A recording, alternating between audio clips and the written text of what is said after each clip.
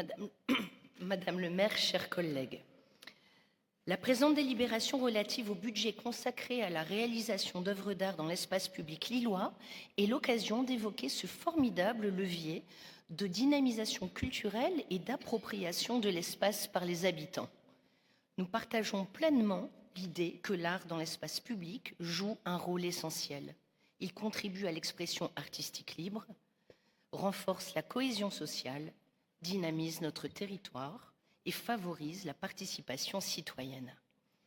Le rapport du cycle des hautes études de la culture sur l'investissement des espaces publics par la création rappelle d'ailleurs combien l'art peut être un levier d'appropriation et d'échange à condition d'être pensé avec et pour les habitants. Or, précisément, force est de constater que la manière dont sont sélectionnées et installées ces œuvres sont sujettes à débat. Qui décide, tout d'abord, des œuvres qui transforment notre ville? Le choix des artistes et des œuvres installées dans l'espace public lillois est effectué par un comité dont on peine à trouver la composition, mais dont sont sûrement exclus les habitants et leurs conseils de quartier.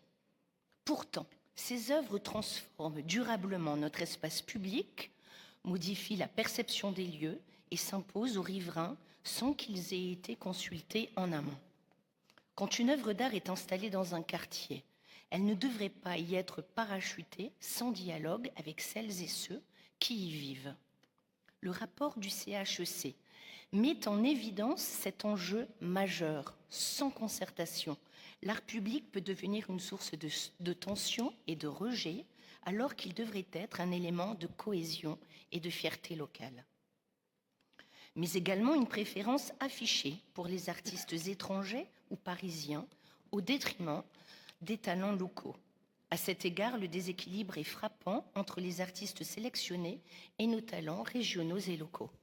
Les 4 artistes cités dans la présente délibération sont Hervé Di Rosa, né à Sète, basé dans le Sud, Ethel Adam, parisienne, née à Beyrouth, Xavier Vélan, parisien, né à Lyon, et John Wan, parisien, né à New York.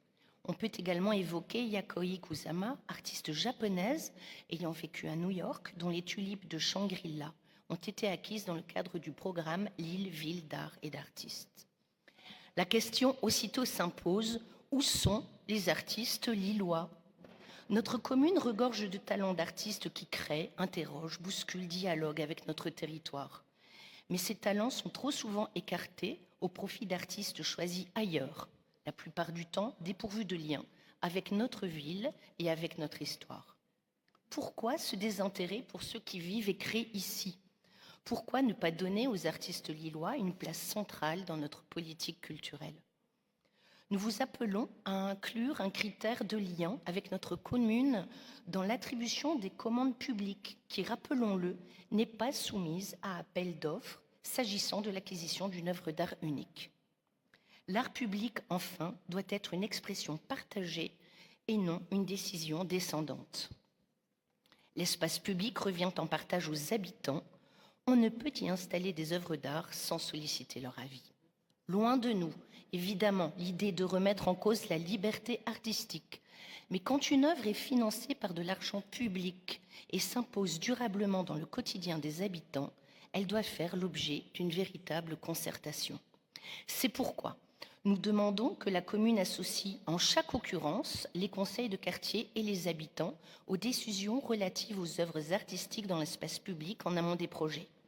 Concrètement, cela signifie une consultation des conseils de quartier avant toute implantation artistique majeure, un espace de dialogue ouvert avec les habitants pour recueillir leur avis et leurs propositions, une transparence accrue sur le financement des œuvres, notamment dans ce contexte budgétaire contraint, un accompagnement pédagogique et des actions de médiation culturelle pour favoriser l'adhésion locale.